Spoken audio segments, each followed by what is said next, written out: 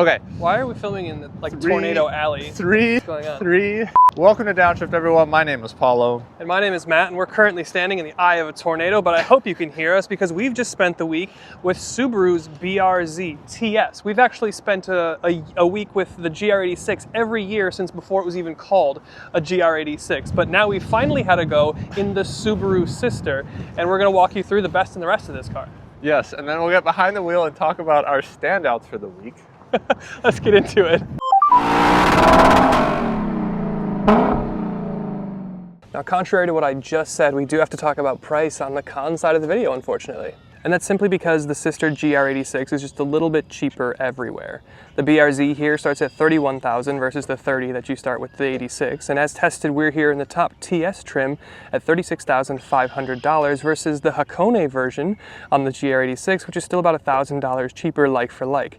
But the BRZ to me feels a little bit more subtle and dailyable. So if it were my money and I lived someplace warmer without snow and had to daily one of these, I might end up with the BRZ. At the end of the day, it's only about $1,000 difference here or there, and you're gonna end up with a great sports car anyway. So maybe it even just comes down to smiling, whether or not you like the smiley front end on the BRZ. Now this next point I've labeled STI cringe. This isn't an STI, there is no STI in Subaru's lineup anymore, and yet they make the cluster red, they've got the STI logo on your start stop button, they've got the STI logo in your gauge cluster, and the TS here, yeah, it's bringing some nice upgrades, and I do like the blue paint and the gold wheel brake calipers, but it does kind of feel like they're trying to poke at the STI thing a little bit too much.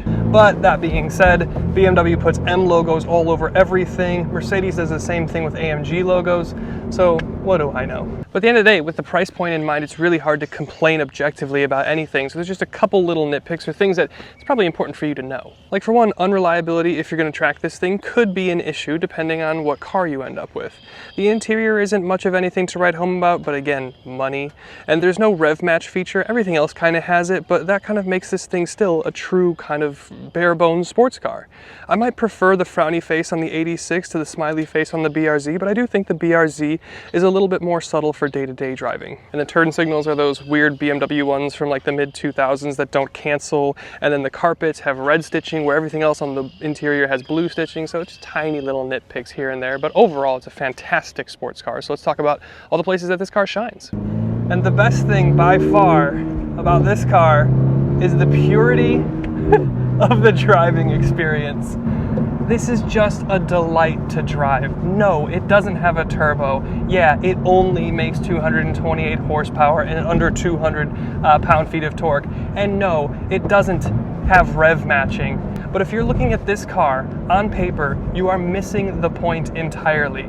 This and the sister 86 are pure ecstasy to drive.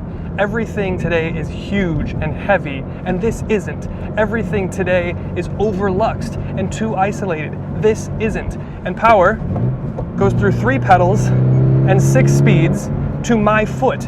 And since there is no rev matching, if I make a mistake, the car doesn't save me. I have to pay attention to the drive.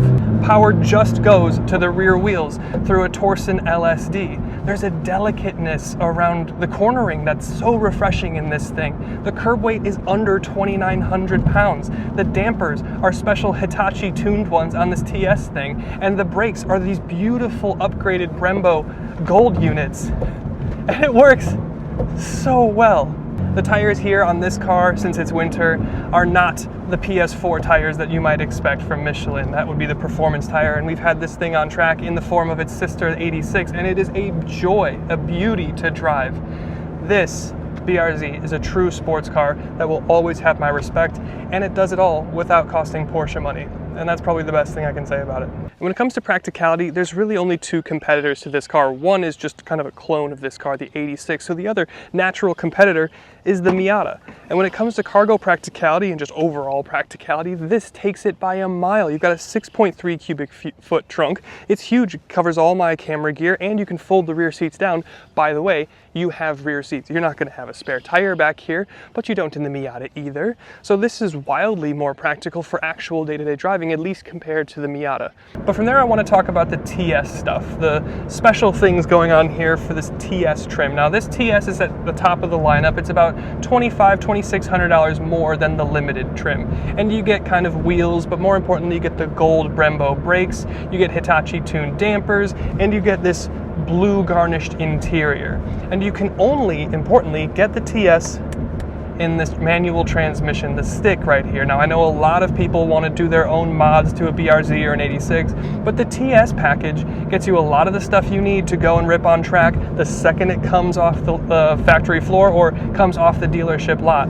And it does it with a warranty, so you don't have to worry about that. Just make sure if you are going to go to the track, read the fine print of your warranty.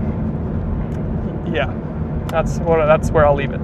And then when it comes to the overall cabin experience, yeah, it's not amazing. Like I said, it's nothing to write home about, but it's perfectly functional for what you're going to do with this car. I've got everything I need and nothing I don't. Starting with the seats, I can get my seating position in a perfect spot for me. They're these beautiful black suede with the blue accents. These are unique to the TS, of course.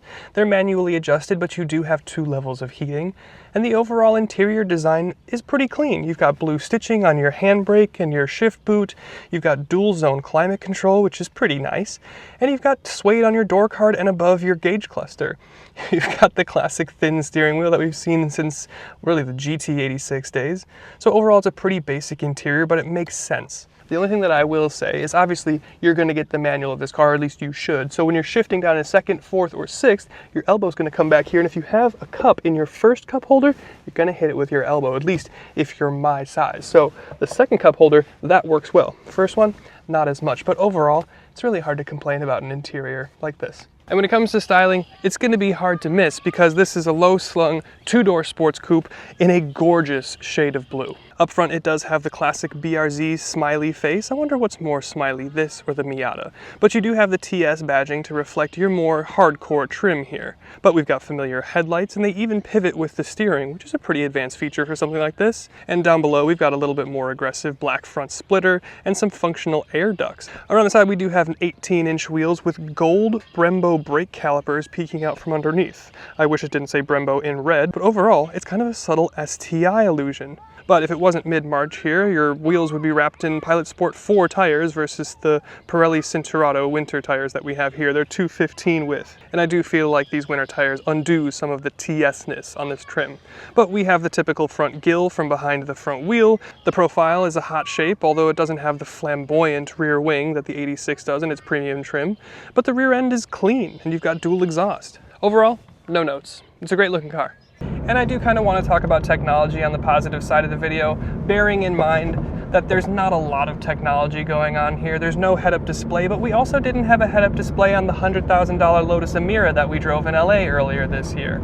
You do have a fully digital instrument cluster though, and you get a dyno plot with kind of the torque readout that's fixed, so they wanted you to know that they fixed the torque hole from previous generation. It works really well. You've got the track mode button here, it gets to the graduating thing, so it's easier to drive on track and hard, which is the point of this car. But you do have a center screen or head unit that isn't overly fluffed or packed with things, but you do have stuff like CarPlay. It is wired, but at least you have it. You've got a reverse camera, and all BRZs now, I believe, come with Subaru's EyeSight. So you do have adaptive cruise. You don't have a lane keep assist, but you have an adaptive cruise on a manual equipped car, which is more than I can say for something like a manual BMW M2. But before we go for a drive, let's go into the settings and talk about some of the odds and ends here. You scroll, scroll, scroll, and we've got a birthday list here because when you're over 30, it's hard to keep friends. So it's good to keep their birthdays in here so you can shoot them a little text, let them know you're thinking of them on their birthday. Or if your wife or partner gets mad at you because you've bought a sports car without telling them, you can at least put your anniversary in here so you won't forget that throughout the year. So that's a nice little thoughtful feature. Subaru's out here saving marriages and friendships. And you can see here on your center console, you got a traction control off and track button, and that adjusts your digital gauge cluster. And this is interesting because it's not a linear graduation. You've got 0 to 4 in just that space, and then 4 to 8 for the rest of the space. So the second half of the rev range comes at you real fast. And then if you look a little bit closer, you can see you have a live MPG readout.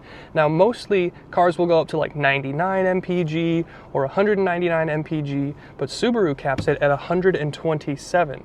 because apparently that's the max fuel economy that this thing can get. But with all those little things covered, let's grab Paulo and go for a bit of a drive. Hey guys, real quick, Matt here. Just wanted to say I hope you've been enjoying the video. If you have, would really appreciate you hitting that subscribe button. I know it doesn't seem like a big deal, but it does go a long way in helping us get access to cars sooner and get access to manufacturer engineers so we can get more information on the cars and get you more information so you can make better decisions. So would really appreciate you hitting that subscribe, like, comment, the whole YouTube thing. But with that, let's get back to the video.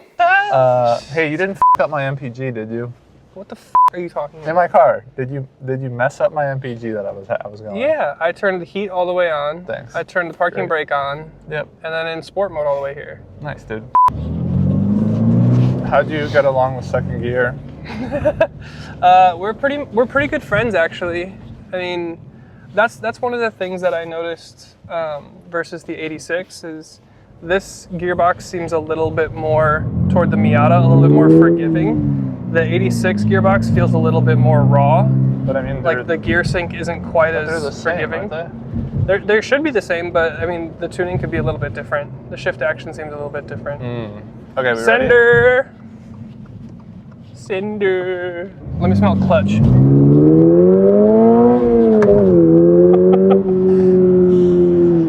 BRZ. A good little car, man. First go in the BRZ officially, technically. Yeah, you're right. It was a fun week. I mean, it's hard not to like this thing. It's light. It's got decent power for what it is. Yeah. You have a manual gearbox. It feels like a go-kart in the corner. You can get an automatic. Don't. You shouldn't. Do not. Can you get an automatic in the TS spec? Because No, you cannot get an automatic in TS. Yeah, I've seen conflicting things on that. So, but yeah, so I guess I can talk about some of my standouts for the week. Yeah, hit me with what stood out to you. What'd you like? What did you not like? Yeah, so I like this spec, and I think if you're considering tracking the vehicle, you're most likely going to want to upgrade the brakes that are on the 86 or the BRZ. So why not just get the TS? Because it does it for, I think, a lot cheaper than you could probably even get the brakes on its own. And then it's warranted? It's warranted, and then you also get the tuned suspension as well, which is nice.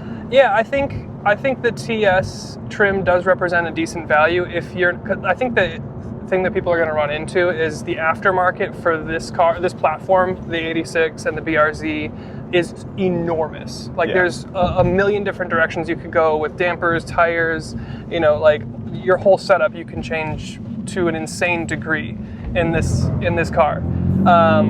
So I think some people will think, okay, well, I want to do some of this stuff myself, which makes sense. Then get like a limited or a premium or whatever the base one's called. Yeah, but I think this is only like $2.5 grand more than the limited. Right. So, but if you don't already have a vision in mind of a direction that you want to go with the car, this is a great like out of the box, go to the track, rep some hot laps, do an autocross. Yeah, and it's going to be fine. Because what are you going to do? What are you going to do if you're going to push a car around track? You want to do brakes, you want to do tires, and that's kind of it. So you get dampers, tires, brakes, wheels here with this. You get the blue interior, which is kind of fun. You get the STI start-stop button, which is a little bit not my favorite, and then STI and the gauge cluster. I was thinking about this, actually. I want to ask you, because I know that people are kind of put off by this STI stuff in here, but then I was thinking, BMW puts M stuff everywhere. Yeah, Mercedes puts AMG stuff everywhere. I think it's done the same thing. Tastefully, in my opinion. Yeah, it's not overdone, I would say. Sorry, a couple things that stood out to you. Continue. No, I mean, so like we have, I think all-season tires on here, right? Winters, straight up winters. Sorry, we have straight up winters. Yeah. So it's kind of an unfair comparison between this and the GR86, which had the Pilot Sport 4S's, I believe. Yeah, they might have been the even older Super Sports, or maybe that was on the Supra. But yeah, they had like proper performance tires on this. Yeah, performance tires versus 86. Winter tires. So it's tough to do a comparison, and also back-to-back, we didn't do that. But I actually drove this in the snow, and it was my first time driving a manual rear-wheel drive in the snow. Mm-hmm. And it actually did surprisingly well. It's good to hear. Like, it gave me confidence that I could have continued to do it. So if that is kind of one of your hesitations, I'd say as long as you have a good winter set and you're driving cautiously, like I definitely think it's doable. Like you can get to work without crashing, probably. Exactly. Obviously, be careful. And then, like, I feel like a lot of people are going to want to know how it compares to the GR86, and we didn't back-to-back this, obviously. It's been like a year since we last drove it, but I'd recommend like just going on some of the forums, or even if you search Reddit, there's some good threads on how it compares. And I'll just like quickly mention two of the things that people really call out is dealership and service experience at both Toyota and Subaru. Pretty vastly different. People tend to really like the Subaru experience versus the Toyota experience. So I think it's just something to note. And then the other big thing, and I was asking Matt, and we can have a conversation about it, but apparently how they mapped the throttle response in this versus the GR, and not just the TS spec, it's like all of the trims, is a bit different. So in the BRZ, it's a much more linear progression of the throttle response versus the GR. It's a bit more aggressive. Yeah, I mean, what I remember, and granted, like you said, it's been a year since we were in the 86, and what I remember from that car is everything about that car felt peaky. Like the gear changes and the way that the gears synced and meshed together in between gear changes felt a little bit less forgiving. This feels a little bit more subtle. The damping felt a little bit more aggressive in the 86. This feels a little bit dialed back. And again, some of this stuff is really difficult to kind of suss out because this is on winter tires. Yeah. So this is in fact really undoing some of the TS stuff. You're not really getting the full effect of the Hitachi tuned dampers. You're not really getting the effect of like the full dynamics of the car, but we've had to go in the 86 and basically full stop. It's small, and you'll really notice it most if you like right back to back it. Yeah. But the thing that really stuck out to me is this seems to be a more like subtle and sedate dailyable car, and the 86 seems more wanting to go to the track. Yeah, like I think you hit it on the head there. So like a lot of people say the 86 is a bit more aggressive, the BRZ is a bit more stable, it prioritizes grip and precision, focuses like less on body roll, and the GR86 is a bit more, like I said, aggressive. So yeah, it's peaky. Yeah, exactly. So I think like those are just the real main differences, but I mean overall I think this is a great intro car to get an understanding of like where your limits are.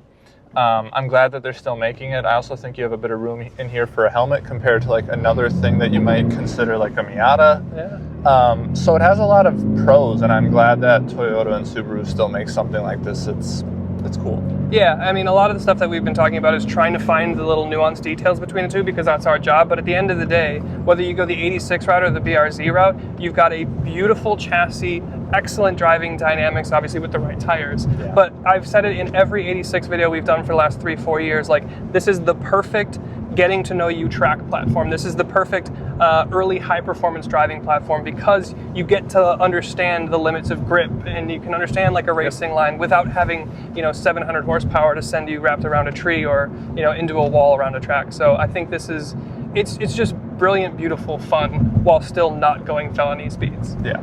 So maybe that's a good place to leave it. So thank you to Subaru for letting us have a go in your BRZ TS. Thank you to you for watching, and we'll see you in the next one. Thanks guys, later.